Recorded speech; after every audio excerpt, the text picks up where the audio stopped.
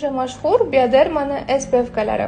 Ushbu SPF kalar ikkalovi ham oqartiradi. Bittasi tintovoy effekt, ikkinchisi fluid qizlarjonlar. Nimasi bilan farq qiladi dvodkalar uchun?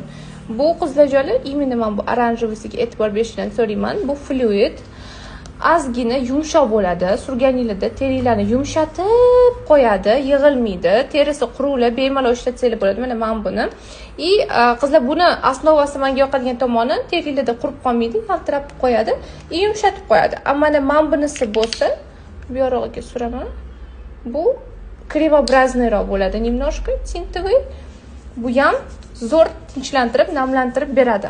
Вообще вот silliq qo'yadi teringlarni, ko'rasizlar?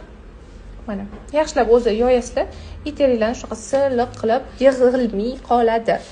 Quruq yuzlar va yog'li yuzlar bemalol ishlatsanglar bo'ladi qizlarjonlar. Fluidni ko'proq men tavsiya qilaman yog'li aralashga, tintovoy effektni esa quruq